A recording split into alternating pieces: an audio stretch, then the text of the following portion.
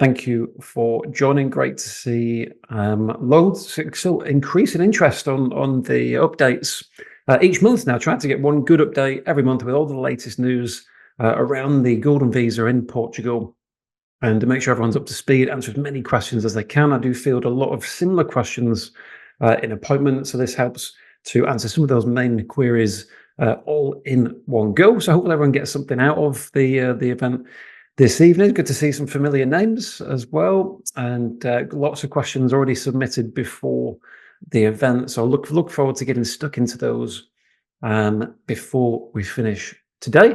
I've emailed everyone this morning just with a hello and welcome. In case you haven't joined before, welcome. If you have joined before, good to see you again. And of course, a bit of an itinerary for what we're looking to cover this evening. I have quite a few slides to get through for those that are just joining or just beginning their kind of Golden Visa adventure and research. I'm going to cover off, of course, the basics of everything that you need to know about the program itself, including, how to qualify, who can be included as far as which family members, what's involved in the process, who is it for, and things like this. I'll bring you up to date on the latest investment criteria as well for Portugal, which is a topic which has been continually changing over the past year or two. No changes, you'll be pleased to know, since the beginning of this year, but I'll give a quick update on that as well. I mentioned this morning about some quite exciting news, actually. I'm going to be probably the first person that you will hear talk about this, but I'm going to explain to you how it is now possible to qualify for the Golden Visa with investment capital of just €325,000 as well, which is hot off the press literally as of this morning. So keen to go into some detail on that shortly as well. And then, other than that, we're going to do a live Q&A at the end. I'll bring you up to speed on any latest news here in Portugal as well. Again, there's not been a lot of changes, really. Last year was reporting something changing literally every month, whereas it's been relatively steady, which is nice to see. The government has kind of settled, and not a lot of changes, certainly from the legal side of things. But I'll bring you up to speed on some of my top picks on the investment front from different options that are out there in Portugal at the moment. The focus of really this evening is to give everyone a chance to ask any questions. It is a live Q&A. You will see a little Q&A box. To drop in your questions as we go through. I'll likely answer the majority of your questions as we go through the slides, but anything I miss or anything you'd like a little bit more detail on as we go through, just drop it in and I'll make sure I come back to everything before we close. So great. So good to see a few people still joining. Welcome, but we'll get started. So let's get stuck in. So if you haven't joined before, my name is Jason Swan. I'm one of the senior partners at Holborn Assets, who are a wealth management practice. So we actually have 20 offices globally, and my kind of day job, if you like, I'm a fully qualified and regulated financial planner, and Holborn Assets, a wealth management practice that operate globally. And I've been in Portugal myself now for 3 years, give or take. You wouldn't think so, based on my level of Portuguese language skills just yet, but it's on my to-do list. I've got 2 years left to learn everything to get my passport, but I'm here nonetheless. Luckily, I'm down in the south in a town called Albufeira, which is very much English speaking, so that is a big help. But nonetheless, not an excuse not to learn the language. So it is still quite embarrassing, but on my way. But previous to Portugal, I was in Spain for 5 years, I was in Malaga for 5 years. My Spanish is slightly better than my Portuguese, but not a great deal. But the majority of my time is often spent around helping my clients plan their income and their assets in line with becoming a European tax resident. But as of certainly the past couple of years, I've found myself getting involved a lot more with the Golden Visa here in Portugal. And of course, being an investment company and having been in the industry now for just over 15 years, I'm a pretty handy person when it comes to really anything about moving to Portugal, whether it's money matters, financial planning, of course, the Golden Visa, and just living in Portugal. I've been here and done it myself, and it was pretty much as stressful as moving to Spain when I did that 8 years back. But I'm settled now. We bought our home a couple of years back down in the south. And yeah, any questions I can answer on any of the above, I'll do my very best to help out on your journey to Portugal. So I hope they don't put you off moving to Portugal. Hopefully you'll continue to want to move over this side of the world as we go. A brief introduction to Holborn. Holborn, well, as I mentioned, we're a wealth management practice by default, but around about 6 years back, we established a division of Holborn Passport, which is dedicated to helping our clients achieve residency and citizenship in different countries around the world by way of investment. Portugal is not the only program that we offer. I'll give you a few examples in a moment. But around the Portugal Golden Visa, we are here to offer an all-encompassing service to help you not just achieve the visa, but successfully immigrate and prepare for the move to Portugal as well. Whether that's now or maybe in the future, I'd say the vast majority of my clients for the Golden Visa are not necessarily looking to move right now. More often, it's more of a plan B for the future, or maybe for family. Maybe a retirement option. I'm hearing a lot more about political planning over the past couple of years, certainly from the US.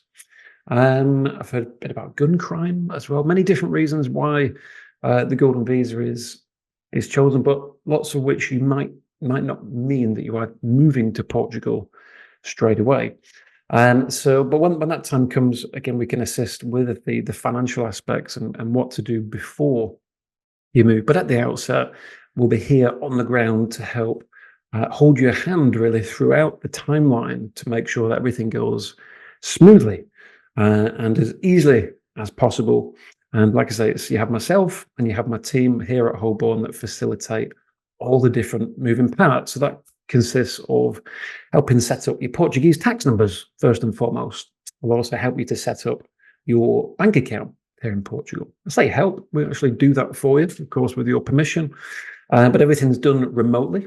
You don't physically need to come to Portugal at any time until you get to the biometrics appointment, which is a little further into the process.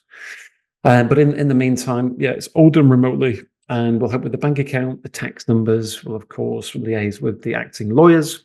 We will help transition with and kind of communicate with AIMA for the biometrics appointment, and of course, help get everything ready for the submission of your application. So the collection of all the essential documents like criminal record certificates, birth certificates, sometimes, of course, passports, IDs, amongst other bits and pieces along the way. We'll try and make it as easy and as stress-free as possible. Hopefully you'll enjoy working with myself and my team. We've now done over 10% of the world's Golden Visa applications since the program was launched back in 2012, and we've also maintained an impeccable, almost flawless, literally flawless application success over that time as well. So other than that, for those, again, that maybe not focus purely on Portugal, it's worth noting that there are other programs, not something we'll talk about on this evening's webinar, but if you do want to explore other routes to Europe, like of Spain next door, Greece, perhaps, Malta. We can go into these. There's some key differences between them. Portugal is by far the most popular route to Europe. It is literally seen as the gateway to Europe. As well, the main benefit being it only takes 5 years to get a passport, compared to Spain, literally just a couple of hours down the road, it takes 10 years. Also, Portugal is one of only 2 countries in Europe where you can get a passport without having to physically live in the country for a period of time and physically change your tax residency for a period of time. So as you'll see me come on to shortly, you only need to be here for 2 weeks every 2 years in order to get a European passport in 5 years' time. But more on that shortly. But yeah, if you want to explore any of the other programs as well, whether it might not be even Europe, if you wanted to go into the Caribbean, perhaps, there's different pros and cons of each and different incentives as to where you may choose one over the other. But of course, tonight we shall focus on my favorite being that here in Portugal. So the basics, what is the Golden Visa? Now, in short, the Golden Visa is kind of a VIP pass to live, work, travel, or just sunbathe for as long as you like, whenever you like in Portugal. It is the most successful residency program across all the citizenship programs in Europe. It was launched back in 2012. There's now been over 11,000 successful applications completed. And like I say, we've submitted 10% now of the world's Golden Visa applications since inception. So we're pretty good, pretty well versed on what's required. The Golden Visa itself lasts for a period of 2 years formally, and you can renew the visa every 2 years for the rest of your life, should you so wish. However, after a period of 5 years, you can apply for permanent residency and EU citizenship, or in other words, your passport. And it's common misconception about what is the difference between residency and citizenship. But your residency ultimately is it's kind of your temporary residence, whereas your citizenship, you become a passport holder, you become a citizen of Portugal. And as Portugal is, of course, part of the EU, that passport actually gives you full, unadulterated access to then live in any of the EU countries. So even if Portugal isn't the end goal, maybe you do want to go to Spain or Greece or France or wherever it may be. But as long as you have an EU passport, you can choose any of those countries at any time. And that applies both to the main applicant as well as the family members that you include as well.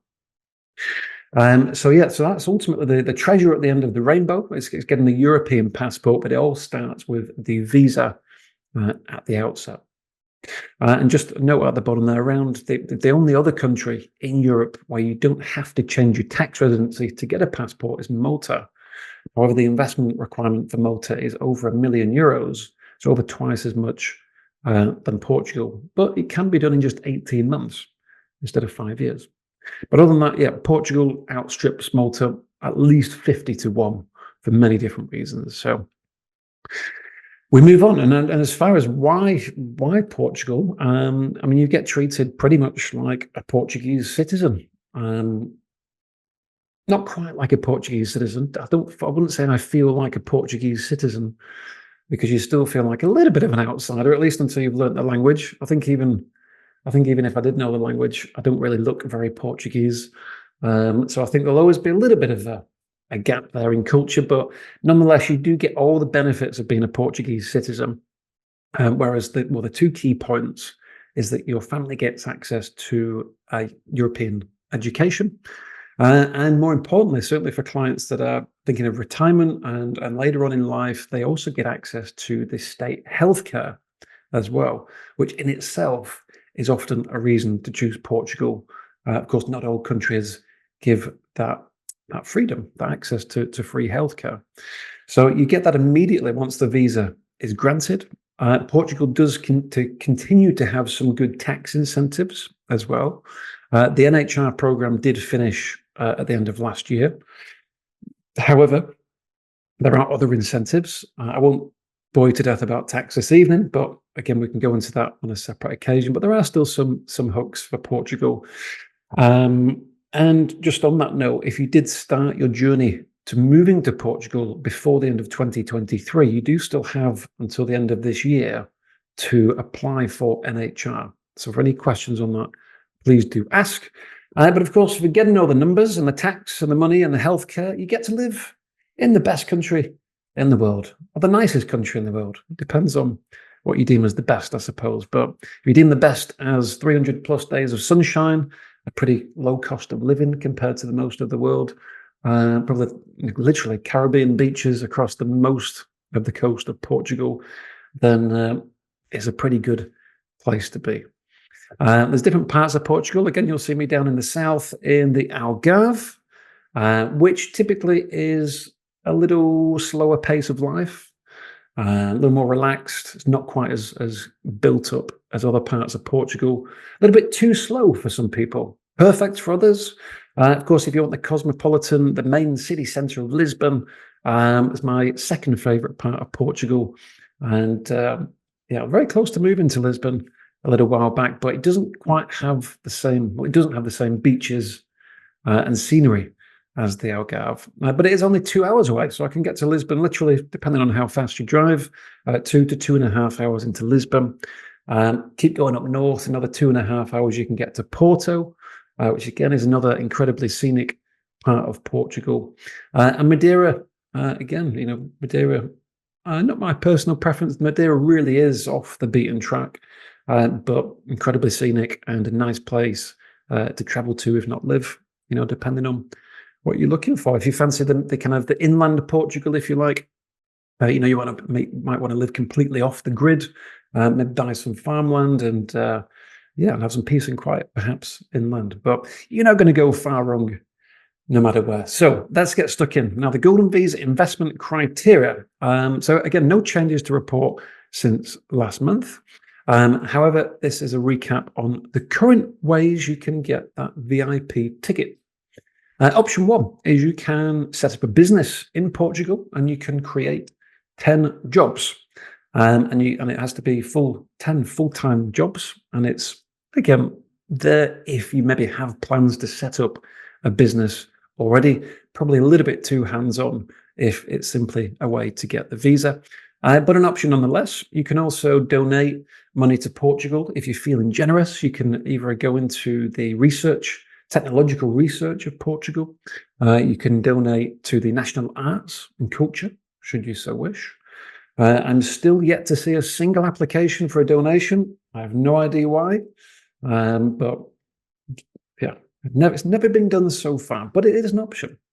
It is an option if you're feeling generous. The two most prominent options to invest and actually keep the capital is option 4 and 5. And the kind of, I'd say, a even split really between the two, maybe slightly more towards option 4, which is the option of investing into a venture capital fund or a qualifying investment fund. There are some rules to that, which I'll cover in a moment. Or option 5 is you can invest into an existing Portuguese company that supports a certain number of jobs. And it has to either maintain at least 10 jobs or create 5 new jobs. Okay, there's different ways of doing that, but options 4 and 5 are the investment categories, where the goal is, of course, not to give away your money and, of course, to make some money at the same time. So those are the two, of course, as an investment company that we'll focus on, rather than those around donating to the government. However, if you do have a desire to make the donation or to set up a business in Portugal, again, our legal team will be happy to assist with that. And please just let me know and we can book some time for you to speak with them. So latest news as far as processing times. A little while back, we had some positive news about processing times. The application itself is currently taking around 12 to 18 months. However, the law changed last month, and now everyone that's currently waiting for the passport or waiting for the visa can now take peace of mind that 12 to 18 months now will contribute towards the 5 years that's needed for the passport. So before it was kind of 12 to 18 months plus 5 years, a lot of pressure on the government to kind of deal with the backlog of applications, because of course the longer it takes to get the visa, the longer it's going to take to get the passport. However, the passport is now no longer delayed, which is great news. AMA has now taken over for CEF, which is the borders agency, if you will, and they are processing applications a lot faster. The online system is a lot slicker than what we saw with CEF previously. So we're confident that we'll see that processing time come down. But so that was good news. No other changes on that front. Now, as far as who can qualify for the visa, what are the rules? It's dead easy, this one. It's the easiest thing you'll learn today. There's 4 rules. Number 1 is you cannot be already an EU citizen. And if you are an EU citizen, you can log off because you don't need a golden visa because you already have access to Portugal. But that is one of the rules to apply. You need to have a clean criminal record as well. And 3, make an eligible investment. Again, we've gone through that criteria, more on that in a moment. But number 4 is that you only have to be in Portugal for 14 days every 2 years. Literally a holiday. All you have to do is take a holiday to Portugal, and 5 years from now, you'll get a passport. So you don't need to change your tax residency. It's the only visa option for Portugal where you don't need to change your tax residency. So it works perfectly for those that are thinking of a retirement plan. Maybe you want to have a passport ready for when you retire and when you move in the future. It may be for, of course, family to study in Europe, or it may just be simply a plan B. But with the Golden Visa, you don't have to move anywhere, okay, which is a real plus point. There's no other requirements. There's no income or age restrictions, or you don't have to have so much savings in the bank or anything like this. It's just those 4 rules. Now, if you pass those 4 rules, you can also add family members as well. And the Golden Visa is designed ideally to bring up to 3 generations of family across to Portugal. And that can include your spouse, of course. I suppose it'd be a little bit awkward if you couldn't bring your husband or your wife. But they can be included automatically. You don't have to be married as long as you live at the same address. That's fine. But there's one main applicant, and then you have your spouse as a dependent on your application. Also, you can include your children. Now, children can be included up to the age of 21. By default, there's no proof of dependency required if they're younger than 21. If they're older than 21, more often than not, they can still be added, but we do need to evidence some form of dependency. And that can be done in a number of ways. More often than not, we can evidence that they are still in some form of further education. And again, we can help guide you on that as well.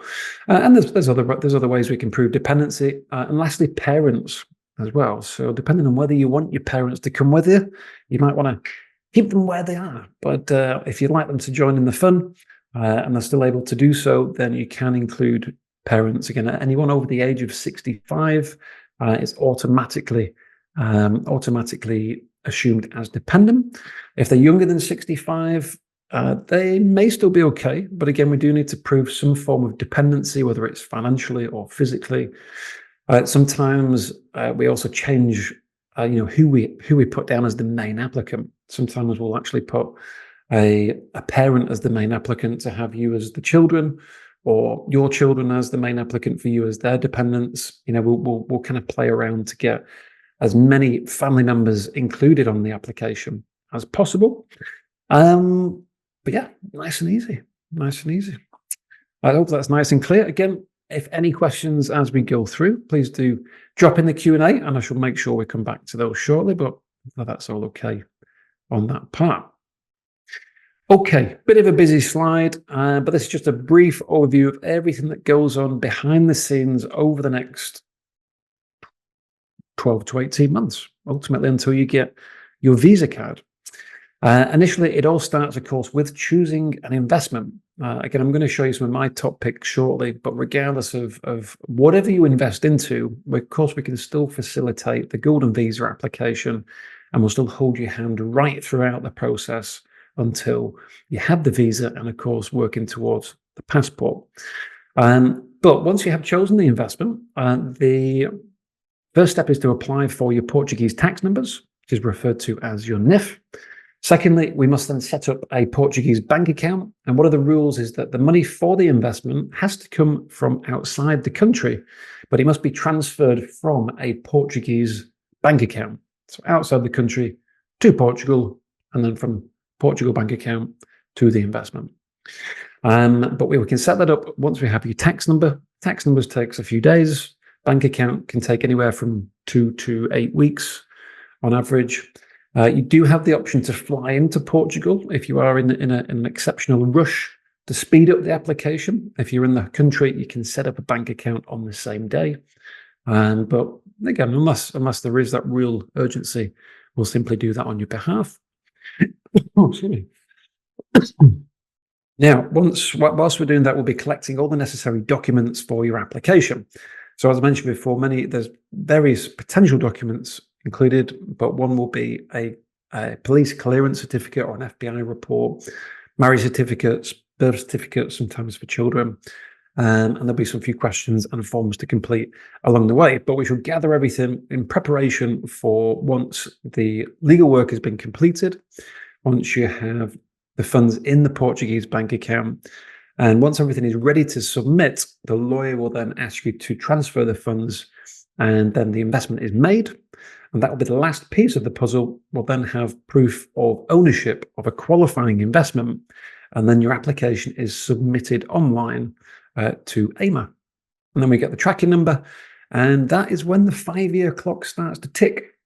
As soon as it's submitted, 5 years from that point, we'll be able to apply for your passport. And then we just kind of, well, I won't say we sit back and relax at that point, but we're kind of not a great deal to do then until we have the appointment for the biometrics. Now, the first time you'll need to come to Portugal is to do your fingerprints and your photos. We will accompany you on the day. It is a pretty soul-destroying experience, unfortunately, going to the AIMA office. I had to do it myself. Oh, a month or so back, I actually lost my residency card. Would you believe the irony? And it was difficult to get another appointment, but yeah, it's not a nice day. There's a lot of queuing, a lot of not understanding what's going on. It's very busy, but we'll be there to accompany you on the day, help with the translation, and get you in and out as quick as we can, and then you can enjoy the rest of your holiday. But that'll be the first time that you need to come to Portugal. And then once that's been done, shortly thereafter, we then will receive the visa, which will look a little bit like this one here. At the bottom, it's not actually golden. I did actually think it was a golden card at one point, but it's not. It's just the same as all the others. And it looks a little bit like this one here, down at the bottom. And that's it. That's the goal. Once we get the visa in hand, once we get the visa in hand, we're then on the road to getting the passport. And this is a timeline to citizenship.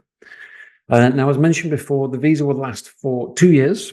So we need to renew the visa at year 2. Now, again, allowing around about, let's say, 1 year to get the visa, but which will then last for 2 years. And around 3 years from now, we'll do that first renewal. And that will then take you up until the end of year 5. And at the end of year 5, we can apply for your passport. Now, before, we kind of had, like I say, 12 to 18 months plus 5 years. So we knew for sure that we'd need to do at least 2 renewals during that time. Now, depending on timelines and how quickly everything goes through, we may now be able to do it within just 1 renewal, which will save our clients all the government fees and legal fees were payable to renew the visa twice. But it's difficult to gauge at this point. So it's good to just be mindful there may be more than 1 renewal needed. But either way, on the basis that, again, you've kept out of prison, you've not caused any trouble, you've learned some Portuguese to an A2 level formally. Okay, you've got 5 years to pass an A2 standard qualification, which is kind of age 16 equivalent. My clients generally are doing one of 2 things. They're either kind of steadily and actually learning the language properly over the 5 years, or simply, getting a tutor and doing a crash course simply to pass the test in around about 3 months on average. So either is fine, but you can take that test at any point during the 5 years. You can do it at a local test center at home, as long as we have the certificate ready for the citizenship application. Then all will be well. Once that happens, that's mission complete. That's it. That's what we're going for. And once we have got to that stage, you've got officially the 4th best passport in the world. 4th best passport basically is, doesn't sound that good, the 4th best passport, does it? But considering there's about 190 passports, it's not too bad. And it's based on ultimately kind of freedom of travel, of course, the benefits of being a citizen, but it's right up there. And again, the main point being that you then have access to live anywhere in Europe for the rest of your life. And for some nationalities, such as Brits, and for the US, for example, we already have visa-free travel to 190 countries slightly more actually. But there'll be some nationalities on the call which, yeah, will actually benefit from not having to fill out visa applications every time that you go on holiday. So yeah, you get automatic visa free travel, up to over 190 countries as well. Piece of cake. So that's it. That is all that is involved. So I hope that makes sense so far. Thank you for the questions so far. I will make sure we cover off those before we finish. Again, any other questions that we've on what I've covered so far, drop them in the Q&A, and we'll make sure we cover them off. But I hope that's all okay for now. So, what's next? Rules. The rules of investment. So I mentioned before, we're going to have we're not really too fussed about. You don't really need advice on donating money to the government. It is an option, but we're going to focus on ways to qualify where you keep the capital, and as I mentioned, you're actually making some money rather than donating it to the government. And there's two options to do now. The first option, as I mentioned before, is to invest into an investment or venture capital fund. Now, there are some key rules as to which funds will qualify to do that. Okay, so option one was coming on to is investing into investment and venture capital funds. We covered off the rules there. I was just about to say that the last golden rule is that the fund must invest at least 60% of its assets into Portuguese securities. But if you, any fund that meets that criteria will qualify. Just be mindful of course, some of the basic questions you want to be asking yourself and the fund itself if you go down this route, to make sure you know what you're investing into. There's around about 25 to 30 funds in total that meet that criteria, and yeah, there's not millions, there's not loads to choose from. However, they all vary in shapes and size and returns. Sorry, just some technical problems. Right, there we go. But yeah, just be mindful of all the basics. Make sure that first and foremost you are checking the security of your capital. Portugal, as much as I love Portugal, it is not, of course, a financial center of the world. When I'm building portfolios for my clients, typically we're not looking at Portugal as a first port of call. The financial system is not as robust as other parts of the world and isn't necessarily the go-to place to invest by default. But of course, with the rules for the Golden Visa, you've got to choose from funds that meet that criteria, including being Portuguese. So you want to make sure that you understand what the fund is, what it's about, what are the levels of security, what happens if things go wrong. Also be checking how long the capital is tied up for. Being mindful that you only really need an investment for up to, say, 6 years. The majority of funds, and literally the majority of funds, do tie the money up for longer than 6 years. And ideally, you want to kind of get the money in and out as soon as you can. If you are investing, without Golden Visa restrictions, it makes sense to do so. But be mindful of that. Portugal fees for funds are often quite expensive. You'll see anything from up to 5% setup fees, management fees, performance fees, exit fees. It can be a bit of a minefield on this side as well. So just make sure that you've got a clear understanding of what's involved with the fund. I don't mind paying fees personally, as long as they're worthwhile, but there's funds out there that are not worth paying fees for. Of course, understand the real risk. You've got investments into some wild and wacky venture capital funds in Portugal, anything from the next theme park to the next renewable energy factory. And, just be mindful of what you're investing into. If it is a startup, there's going to be inherent risk involved with that. So always do your research, always speak to a professional. If you do prefer to go down this route, option one of the investment funds, then of course, we'll speak with you and we'll introduce you to some reputable and accredited fund managers across Portugal, to discuss the different investment options that they have. But that's option one. Hope that's nice and clear. Again, sorry for the intermittent failure there. I think we're okay now. So option two. Okay, the option two is to invest into the share capital of an existing Portuguese company. Okay, on the basis that that company supports the maintenance of at least 10 jobs or will create at least 5 jobs following your investment of 500,000 euros. Again, the company cannot indirectly or directly invest into real estate.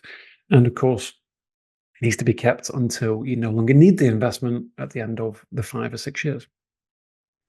Now, there are many sectors that you can venture into. These are the most prominent investment sectors in Portugal. It's again renewable energy, biotech, eco projects, agriculture in different ways. Wine, of course, Portugal is very famous for its wine. The automotive industry, tourism, and hospitality. Now, the hospitality, you'll hear me talking a lot about the hospitality sector for a number of reasons, but hospitality, for obvious reasons, as well as tourism, accounts for a large percentage of the country's income. Of course, the sunshine and the beaches attract a lot of tourists, and there are very prominent businesses behind that. And of course, it is only an increasing sector as well over the coming years. Now, an example, this is one you may have heard me talk about before, which has recently had some good news come up. But this is one way of investing into the hospitality sector. Should you go down the second route of, as I say, investing into an existing Portuguese company. And you have the option to invest into the share capital of the company that manages this particular resort, amongst other resorts as well. This one that you can see on the screen is a resort called the Royal Obidos. It's a 5-star golf and spa resort, not too far from Lisbon, on the Silver Coast. And you have the option to increase the share capital in the managing company of the resort. And of course, the investment required is 500,000 to qualify for the visa. Now, as part of the investment, you have a return, which of course we don't see with a donation, but it is very simple. It is an upfront return of what works out to be 4% per year, which is a fixed sum of 101,000 euros, which, should you so wish, can be used towards the 500,000 investment requirement, which would result in 399,000 from you as the investor rather than 500, and 101 coming from the future returns of the investment. Now, some more news, which I'm going to announce today, which I'm very excited to do because it's pretty groundbreaking as far as the industry as a whole is concerned. However, this can be done with capital available of just 325,000 euros. Now, that's 325,000 plus your government fees, okay, but the investment capital, the net end result is only 325,000 as opposed to the 500,000 that you have, of course, that is what's needed to be invested. But capital from you, only 325. Hold that thought. Also, with things like this, again, we talked about security of capital. I also like simplicity of investments as well. I, for one, think it is stressful enough to be sending €500,000 to a foreign country without then worrying about what the investment performance is and how well it's going to do. So where possible, we try to encourage investments that have a fixed return, as we've seen here, the one I'm showing you at the moment, but also it has a predetermined exit as well, which is quite rare. The last thing that you want to see in year 4 is, an equity fund, for example, where we see a sharp decline in the stock markets, and then you end up with less than the 500,000 that you put in. This has a guaranteed exit of 500,000 euros. It also gives you another option, whereas you can actually exchange the shares that you own in the management company in exchange for full deed ownership of one of the properties in 6 years' time. But worst case scenario, you have the buyback of 500,000.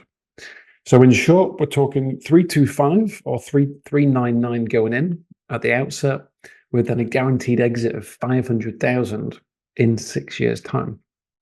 Very, very simple. Also nice to have, although not maybe the deciding factor between an investment, but you also have 6 weeks complimentary stay at this particular resort. And it's a pretty nice place to be. I've been there myself. Like I say, it's built on quite a famous golf course that you'll see here at the back. It's overlooking, you can actually see it from this photo, but just behind the golf course is the sea. And it's in a very nice place called Obidos, not too far from Nazaré and Lisbon. And you get 6 weeks complimentary stay every year during the visa period. So you can use that yourself or for family and friends. And yeah, the hotel was opened back in 2021. It's on booking.com if you want to take a look. It's at an 87% occupancy rate year round, which is exceptionally high, which generally comes from the Gulf Inn nearby. But more importantly than the nice holiday is as looking at the investment facts, we talked about security of capital. Now, of course, you're going to have the reassurance of investing, hopefully, into an established and well-renowned asset that you choose. But where possible, if you can have tangible property, physical bricks and mortar held as collateral, then that gives you an extra layer of security should anything happen to the fund or happen to the company that you invest into. And again, with this one in particular, you do have exactly that. So not that we expect anything to go wrong with the company that we're investing into, but it's always nice to plan for a worst case scenario, which is simply defaulting to ownership of a property that is worth considerably more than what you've invested at any one time. So again, it's a nice to have. It's there as security, but more interestingly, you also have the option to take ownership of that property in 6 years' time, should you wish. So yeah, one example, there's similar investments of this nature, but I'm just going to talk about this one in a little more detail because it's particularly interesting with the news as of this morning. Now, option one, so there's 3 ways you can qualify with the likes of the Royal Obidos for the Golden Visa. And option one is quite simply that you have an upfront return of €101,000 paid, and the capital from you as the investor is 399, and you have the guaranteed exit in year 6 of 500,000, or you can exchange the shares for full deed ownership of the property. Ultimately, that decision will be made depending on property prices over the next 6 years. Naturally, property prices continue to increase as they have done over the past 5 years. The likelihood is it would make sense to take the property. However, if they go down, we see the opposite, then you have the reassurance of the 500,000 exit at that point. But that's option one. Now, this is where it gets interesting. Now, option two, there's actually the option to take a loan as part of the agreement. And this is purely with a way to help clients that are really pushing the boat to get to 400 or 500,000. But this is how it can be done with a sum of just 325. So I have the 101,000 that's paid up front. There is a loan granted of €74,000. And including that, capital from you would then be 325. We still have the buyback of €500,000 or to take ownership of the property. The loan has an interest rate of 5% per year, which needs to be paid over a 3-year term, the interest of which comes to just over €11,000. So going down this route, less capital up front, but the net profit at the end, rather than the 101, if you factor in the interest having taken the loan, you would still be left with a profit of €89,900. Not too shabby for an investment of just 325 over that time. And option three, if you do not wish to repay the loan, or should I say, the loan does have to be repaid, but if you don't want to pay it back over a 3-year period, that can be repaid with the sale of the property at the time of the guaranteed exit. So in that occasion, again, we'd have the 101 paid as the return, the loan granted at 74. The buyback is the 500,000 minus, of course, the loan and interest. So altogether, again, allowing for, I think I might need to make a slight amendment on that part there, but the slightly lower capital required. Sorry, it's the same lower capital up front at 325, correct? However, there's no loan payments, but to simply defer that until the end of the 6 years, the interest is charged at 10%. So that would be a cost of 44,000 over that term. So a profit of 56. Again, still a profit to be made, but of course that's all factored in at the final part. So yeah, hopefully that will make sense. This is literally brand new as of this morning, but this has been rolled out to us earlier today. So it basically, in short, gives you the option to invest just 325,000 euros worth of capital, regardless of how that loan is repaid, which may be the difference behind being able to get the visa and not. We always try to have these solutions where we can. But there you go. So that's only available with this particular development, and like I say, the investment into the management company of this particular resort. But if any questions on those, I just realized I've lost all the questions from before, so I sincerely apologize for being kicked out of the connection before. But please do drop in any questions. We'll make sure we cover those shortly. Again, any questions on this part as well, then please do drop them in. Okay, and then just to finish off, so in the main, like I said, that's one example. That's my personal favorite at the moment, with, like I said, the additional security with property held as collateral, the upfront return. It has the guaranteed exit. It has 6 weeks complimentary stay. It ticks a lot of boxes. We've been working with that development since the hotel opened back in 2021. And there's been now I think 120 apartments, give or take, all sold to individual investors before the laws changed. Obviously now property investments are no longer possible for the visa, so the investment structure is slightly different. But yes, incredibly successful project, and currently still has availability, but it is now coming down to the final numbers on the roll, Obidos. That aside, whether it's there or not, it is one of many different ways of investing across Portugal. Other investments consist of different incentives, different parts of the country, different sectors, different asset classes. Of course, there's investment funds, there is existing Portuguese companies, as we've talked about. And there is a whole wide world of potential.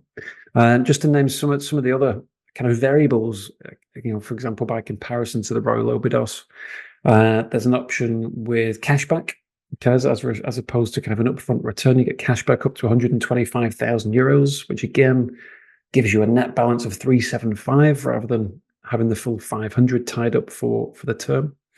You can have annual returns rather than an upfront payment, which can be sometimes beneficial for tax purposes in different parts of the world. If you don't like the idea of a fixed exit, for example, if you don't like the idea of a 500,000 exit, you can opt to go for an investment that has maybe a share in the profits rather than a predetermined exit as well. So that's possible. And there's extended buyback options as well. So again, if you want to remain invested for longer than the 6 years, as I mentioned, some funds do tie up the money unnecessarily for 8 to 10 years, but there are also investment options that also incentivize you to keep the capital tied up that much longer. And yeah, some of the, like I say, some of the options out there that we can talk about also offer hospitality investments linked with the likes of Hilton and the Wyndham Hotel Group, also the Hard Rock Hotel as well. The newest Hard Rock Hotel just opened very near to where I live, actually, but very, very nearly due to open. So yeah, loads available. But obviously, if you want any help, please ask for any questions. Obviously, we're going to run through some questions now, but that's most of the basics covered from me. If you'd like to speak on Zoom to go into more specifics, I've crash coursed everything within the hour, which is good. But I appreciate it's been rather brief on some of those topics. But obviously, get in touch. You've got my email address there at the bottom. We can speak in private through Zoom. And yeah, if you like, you can scan the QR code as well. If you're that way inclined, that'll take you straight through to Calendly for any personal meetings. Before I take some questions, if you would like to request a copy of the webinar this evening, both parts, part A and part B, before the internet went down, I shall send those to you. I have a very handy Portugal tax guide as well for some bedtime reading if you want to learn about preparing for the tax rules here in Portugal. And of course, things like cost illustrations, or I can provide a full breakdown of costs for different investments, depending on your current personal circumstances. How many family members that you want to include, things like this. And I can actually share those on screen with you. So yeah, book a meeting in. We can go through, we can talk through in detail. We'll review all the different investment options currently out there in Portugal, and I can give you a good idea of what to expect on the cost side, both from the government fees and legal fees as well. And of course, for any questions around the other programs. So if you're not just looking at Portugal, whether we want to consider Greece, Spain, Malta, or the Caribbean programs, perhaps, again, give us a shout. I'd be happy to talk through those as well. Whoa, right, that's it. That's all. So we'll get stuck into some questions. Again, sincere apologies. I'm lucky to be back in the room. I thought it was all going pear-shaped before. So let me try and make it up to everybody with the questions that we've got. So let's start at the top. Okay, is Royal Obidos not considered RE real estate? Royal Obidos is not considered real estate because there is no property investment. Quite simply, there is an investment into the share capital, and it's into either, you can actually do it through a hospitality fund, or you can invest directly into the hospitality company that manages that resort, amongst many other areas of business as well. The property investment is an additional option that you have, should you wish, in 6 years from now. But it's actually two completely separate agreements. The promissory contract, which acts as the collateral for the investment, can only be actioned in 6 years' time. But at the outset, yeah, there is no investment into anything connected with real estate. We've already had a number of successful applications. It was, of course, looked at in quite some detail before putting it to market with their leading law firms in Portugal. So yeah, you're all good to go. Hey there, Stephen. I did get the NIF number last year for my wife and I, but nothing else done. Can I still apply for NHR? Yes, I reckon you could, Stephen. That would be okay. I'll need to check the exact requirements to apply for NHR, but I'm pretty sure application of a tax number will suffice. If you have anything to add to that, like a rental agreement or provisional property purchase, a job offer, the more the better, but I'm pretty sure you'll be okay. Again, drop me an email and we can take a look at that, no problem. Okay, why is option 2 only 3 years interest and not 6 years? So on the Royal Obidos, so if you take the loan option with the Royal Obidos, the loan must be repaid over 3 years, quite simply. It's only a 3-year option. However, if you choose at the outset that you don't wish to repay the loan over those 3 years, it defaults to option 3, where it's repaid at the buyback in 6 years' time. So, and it's of course calculated over those 6 years rather than a repayment over 6 years. So yeah, the loan option only available over 3, or you can simply defer it to a 6th year when the buyback is executed. Hi there, Kat. Approximately what is the renewal cost? Roughly €5,000 per person as a very rough guide. The majority of which will be in government fees. You'll need a lawyer at the time, with a recommended lawyer. I would suggest with the government fees around about €5,000 per person. So as I mentioned before, if we can get away with just doing one renewal rather than 2, it's quite a lot of money saved over that time. But yeah, hopefully that helps, gives you a rough guide. Okay, what if I change my mind and want my dollars back? How is the payback guaranteed based on? Okay, so again, on the Royal Obidos, there's no penalties. There's no penalties if you get halfway through. Obviously, what you will lose is the government fees that you've paid. You don't want to go into any investment half-heartedly, because if you cancel after, say, 3 years, you would have spent quite a lot on legal and government fees. But as far as the investment, there's no penalties. Of course, if you have been paid €101,000 up front, that's based on a 6-year investment timeframe. So if in the event you wanted to exit after 3 years, you would simply need to repay 3 years of that return that's been paid.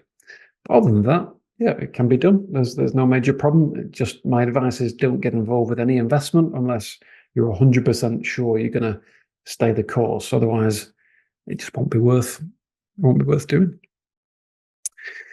Hi, Marty. Yes, please send the video recording and tax guide. Obrigado. No problem, Marty. Could you do me a little favor, please? Just to send me an email as a reminder, and I will get that out to you. jason.swan@holbornassets.com. Got that? No problem at all. Hi there, Kirk. Some of the presentation, cost investment options, and the guide. Thanks. Yeah, no problem, Kirk. Again, if you can drop me an email, better yet, if we can schedule some time to talk, and I'll actually go through the cost depending on the investment. Of course, costs vary depending on a number of factors, generally number of family members, and of course, the type of investment that you're considering. But yeah, we can book some time in, Kirk. I'll go through those with you and go through any questions that you have. And yeah, we'll send out a copy of the recording as well. No problem. Hi, Regina. What are the costs of the whole visa process in terms of the application, not the value of the investment? Well, the value of the investment doesn't really impact the costs. There's costs broken down into two parts. So you have costs based on the government fees and legal fees. We don't charge any fees ourselves. We are paid, of course, but we're paid by the different parties involved for facilitating the transaction and the visa application. But you will still pay fees for the lawyers and for the government. The government fees are standard fees. The legal fees vary depending on the lawyer that you choose. We will make a recommendation for whom we've used in the past. But I would say, Regina, if you, again, book in some time, once I've got a bit more information from you and we've got an idea of the type of investment that you're considering, how many family members are to be included, I can quickly bring up everything that you need to know on the screen.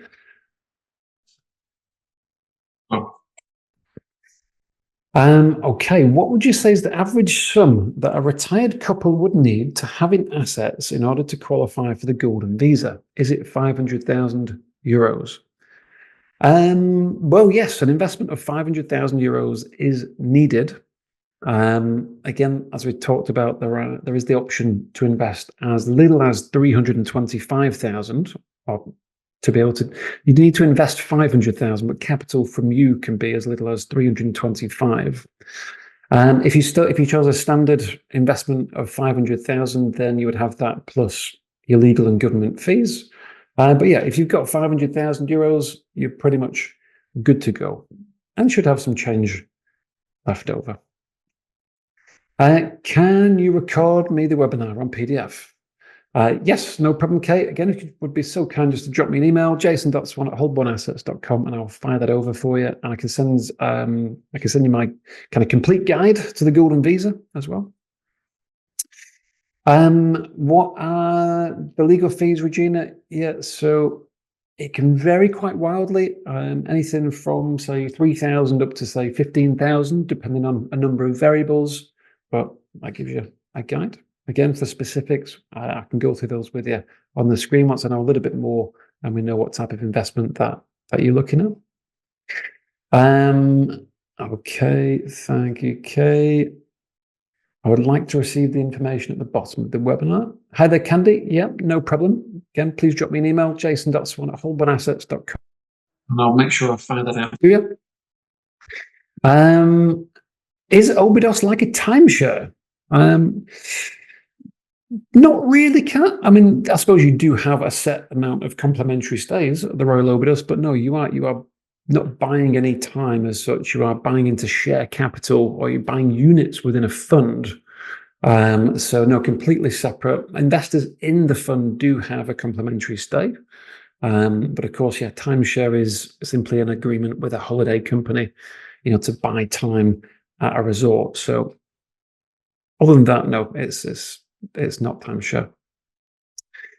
No problem, Stephen. Thank you. Hi, Rajiv. I'm on a D7 visa in Portugal, but not making the number of days. Can I change ship and get a golden visa in the middle of the residency?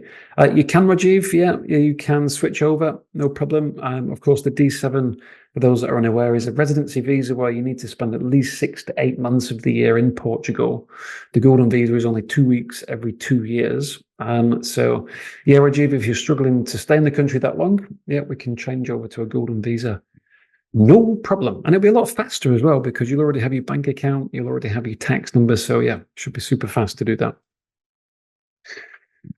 Okay, what are the rights in the country? Things like healthcare, study, work, etc. during the first 5 years before having the permanent residency. Well, you have pretty much all the same rights as if you was a Portuguese citizen. So you have access to the healthcare, you have access to the education, you can work wherever you like throughout the 5 years. Pretty sure that'll be the answer that you were looking for. But that's it. Hi there, Laurie. Thank you for your message. Yeah, again, if the documents, any information, again, drop me an email or book some time in. We'll go through those together.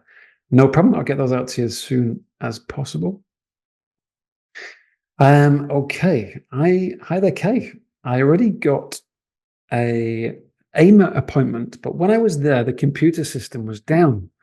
I didn't hear from them. Do I need a lawyer?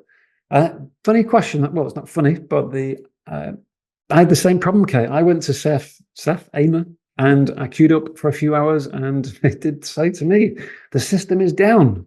I said, "You got to be kidding!" I asked, "What is the computer broken?" And I had to travel to Lisbon, and I then requested an appointment closer to where I live. Ultimately, it was rebooked for even further away. I asked for Albufeira, and then they rebooked it in Porto, which subsequently I couldn't make. But long story short, no, you don't need a lawyer. You just need to get a lot of pressure on them to reschedule the appointment. You just need to rebook on the contact details that you have. If you do have a lawyer, of course, you can ask them to do that on your behalf. And it's just a bit of messing about, really, but you should be okay. Okay. Hi, Gennady. Hopefully I pronounced that okay. Will you send a recording over to the participants? Yes, no problem, Gennady. Again, just if you would be ever so kind, just to drop me a little email as a reminder, and I shall make sure that comes out to you. No problem. Will the Obidos option be closed at a certain time? Not particularly. There are basically a certain number of units. The last phase is now there's 3 phases in total, which started in 2021, 2023, and now 2024, ready for next year. There's one last phase, so there is very limited number of units left. So there's no deadline of such, but once those reservations are taken, then that will be the end of the project. So my advice is I can't give you an exact date, but if it is something that you want to do or at least talk about at this stage, we'll go through it. I can check the availability at that particular development, of course, at the same time as looking at similar options as well. And we can book a unit quite quickly. It's only a case of instructing the legal fees to secure a unit, and then the rest, you have plenty of time then to pull the money together thereafter. But any questions, again, just ask or book some time in. Hi there, Kat. So no required health insurance at any time. Well, you do have to have some element of health insurance as part of when you move to Portugal, but you still have access to the healthcare system. So more of a technicality than anything. But no, you are going to be covered by the state. No problem. Okay, so how often do the investment options change? Hi there, Lauren.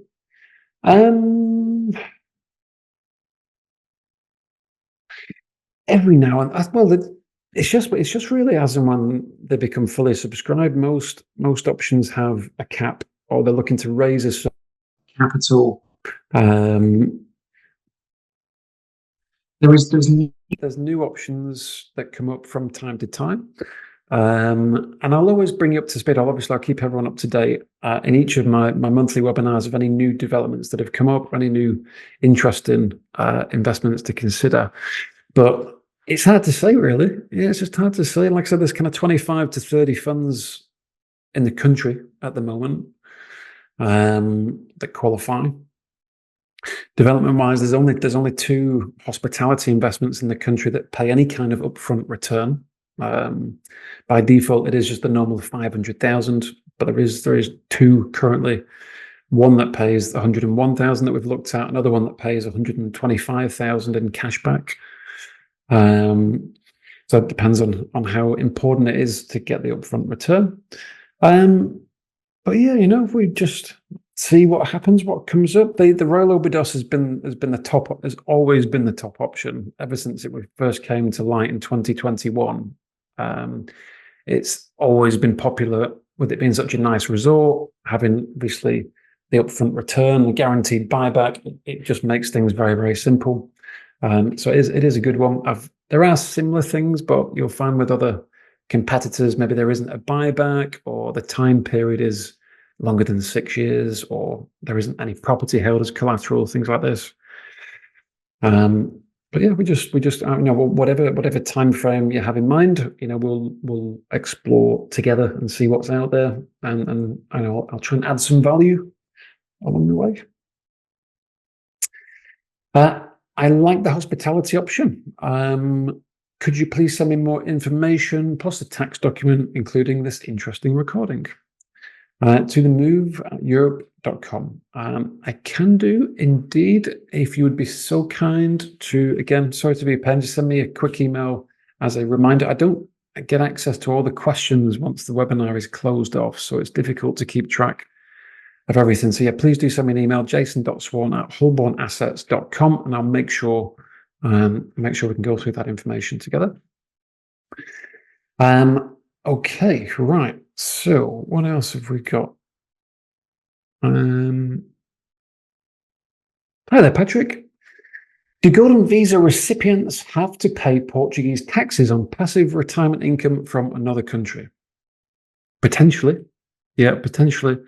You may have come across the NHR program, Patrick, which allows new residents to not pay any Portuguese tax on certain types of passive income for up to 10 years, including pension income and rental income. However, that program stopped at the end of 2023. So in short, yeah, if you live in Portugal, and just to clarify on this, but the Golden Visa does not make you tax resident. The Golden Visa is just permission to move should you decide to do so. But you only become tax resident when you have physically lived in Portugal for over 6 months of the year. At that point, yeah, you become tax resident, and at that point, you will then pay taxes in Portugal. And that might include taxes on income from overseas as well. You will be liable to tax on your worldwide income. However, unless you are from a third world country or anyone at war with Portugal, you'll generally find that there's a tax treaty between the two countries. So you'll never pay double tax on income, but you may pay tax in both Portugal and the country where the income is sourced. So in short, the answer is yes. The long answer is there's a little bit more to it, but nothing changes on the tax front until you physically reside in Portugal for over 6 months of the year. Hopefully that helps. Again, any other questions on that, feel free to ask, Patrick. A few people putting their hand up. I don't know if that's a wave or a hello or I've got a question, but thank you nonetheless. If you have got a question, stick it in the Q&A box. Unfortunately, it's not a webinar where I can actually bring you on camera. Maybe we'll do that next time, but yeah, we'll just go for the Q&A box for the time being, if that's all right. Hi there, Michelle. If I have to use my daughter to enable myself, she and my grandson, to be suitable for the Golden Visa, does the money have to come from her account, or can I do it from my account? The money has to come from, well, there's different answers to that question. The investment has to be made from a Portuguese bank account that's in the name of the main applicant. As to what money goes to that bank account, there is no rules. If the money came from your bank account, Michelle, I'll double check this, but I'm 99% sure that the only restriction is on the transfer from the Portuguese account. So if the money comes from yours to your daughters in Portugal, that would be okay. But yeah, but the money will ultimately have to be from her before the investment is made. Hopefully that answers your question okay. Thank you, Jason. Is it correct that those applying for the Golden Visa cannot invest in rental properties in Portugal, say a vacation home, to rent out or apartments? Well, formally you can. There's nothing stopping you from investing into any type of property. It's just that the property investment itself won't get the visa. So you can still apply for the Golden Visa with a qualifying investment. That's not to say you couldn't then also go and buy a property. That's fine, but it's just that it won't qualify for the visa. So as long as you've got the qualifying investment first off, you've then got a permission slip to buy whatever you like thereafter. Okay, good questions. Very good. Right, we're just going to finish up. So I've just got a few minutes for any final questions. Again, for any one-to-one discussions in more detail, please do book in. I won't charge you. There's no cost for a consultation, but of course we can go into a little bit more specifics on Zoom. But I'm just going to check. I've not missed any questions from the ones that were submitted before the webinar, and then we shall finish up. I can't believe I lost everyone's questions before. That was terrible. I think I had about 20 questions coming in before. Sorry about that. But yeah, quite a few submitted beforehand as well. Hopefully everyone has found the webinar helpful this evening. Okay, right.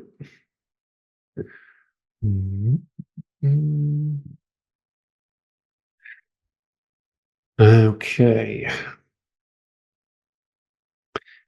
I think it'll be off for some. I think it'll be dinner time shortly. I'm on a very strict diet at the moment. Not too long ago, I was 260 pounds, which you might think, "Wow, you don't look like 260 pounds," but I'm actually 6'7", but I'm actually now down to 230 pounds, which is I think pretty good going, but still a little way to go. I'm getting married in October, so I'm trying to get into the best shape I can before all the wedding photos, which have cost a fortune.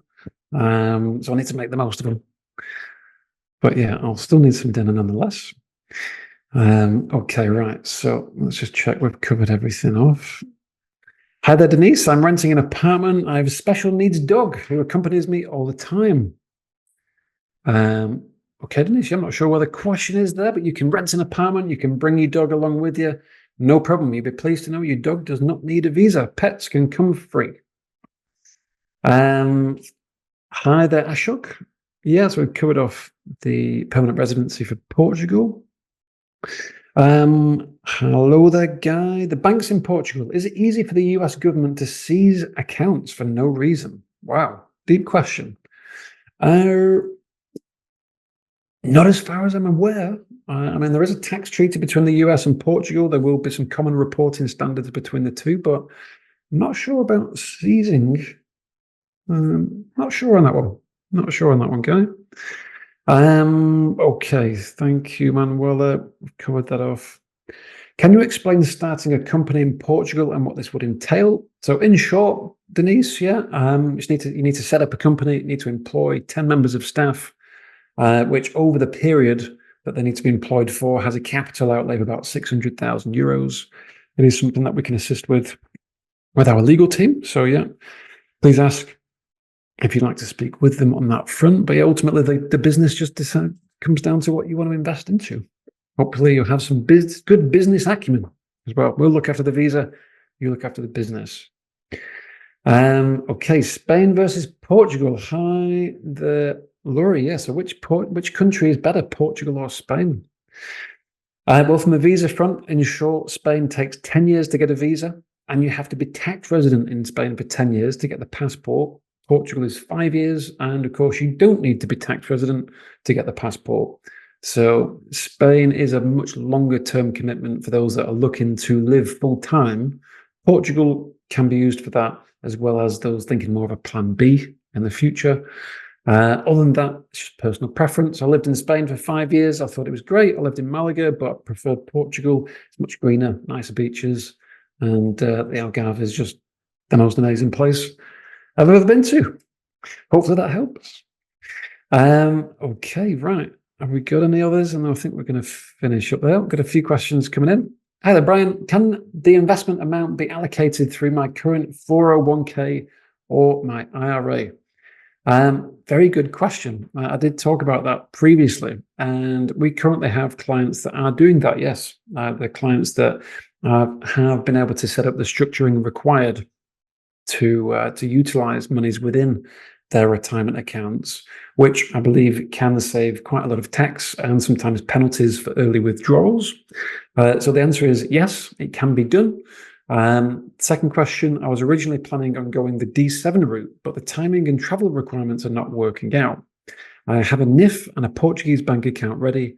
Also, a VSF appointment scheduled for the end of June that I was going to cancel or reschedule. For the Golden Visa route, is the VSF appointment still required? Please excuse me, Brian, I'm not too sure what VSF stands for, but assuming it is the biometrics appointment. If it is the biometrics appointment, yes, you do need a biometrics appointment. One thing that's different is the D7 requires a consulate meeting in your home country, which is not required for the Golden Visa. There's only one meeting needed on the Golden route, and that is for the biometrics. And that's it. That's all that's needed on that front, Brian. So, yeah, I would say, let's book in some time for one day next week. I'm happy to introduce you to my other clients that are using their retirement accounts as a way for funding the investment. I'm sure they'll be happy to share how they've done it and which companies that they're working with in the US. But yeah, they seem very happy with how it's going so far. And yeah, we can talk through obviously where you're up to with the D7 application and yeah, see if it's worth changing to the Golden Visa route and go to any questions that you have. The cost will be a lot less as well, Brian, because you've already got your bank account, you've already got your tax number. A lot of the work will be done, so it could be a pretty straightforward switch. Hi there, Candy. If you become a resident and purchase a property, can you Airbnb? You can do. Yeah, you can do whatever you like, Candy. You can Airbnb, you can long-term let, you can buy a beach hut, you can do whatever you like.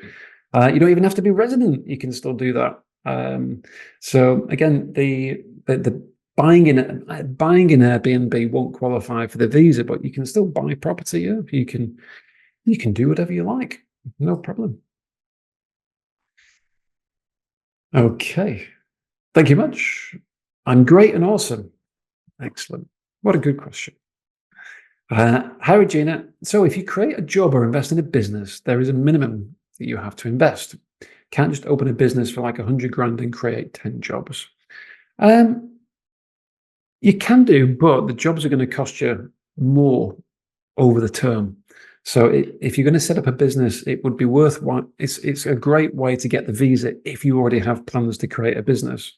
But you wouldn't create a business just to get the visa because, of course, it requires managing a business, recruiting staff, and the capital outlay is considerably more when you factor in all the costs. So, yeah, if you have plans to set up a business, worth a discussion with our legal team. They can help you set that up, and of course, help with the application as well. But yeah, hopefully that answers your question for now. Hey, can a US citizen buy a property in Portugal without becoming a resident of Portugal? Yes, no problem at all. You can buy a property, you can buy 10 properties, but you do not become a tax resident or a resident. You're an owner of a property. You are a non-resident with a property in Portugal. So when it comes to taxes, your taxes won't change until you physically move to Portugal. Your person has to physically be in Portugal for 6 months. That's the only thing that makes you tax resident. But whilst you're non-resident, you will pay tax in Portugal and this is the only way you can pay tax in Portugal if you don't live here, is on any income that you derive from within Portugal. So if you did buy a property that had a rental income, you would pay tax on that rental income in Portugal. The difference potentially then taxable between Portugal and where you live in the US. But yes, you can do it, no problem at all. Let me know how you get on with the property hunt. There's some pretty cool places for Airbnb, Candy. Pretty cool places. Yeah, let me know how you get on with that. Okay, right. So I think we've covered most of the questions. So just a couple more minutes and then we shall finish up.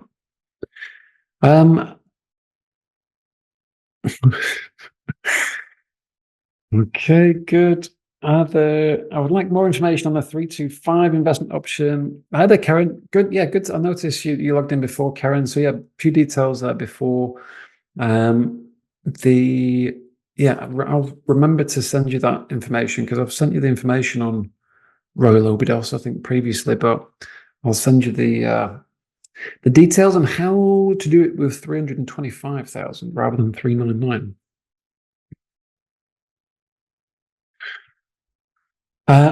Okay, what else have we got? I think that's it for tonight. Let's just make sure.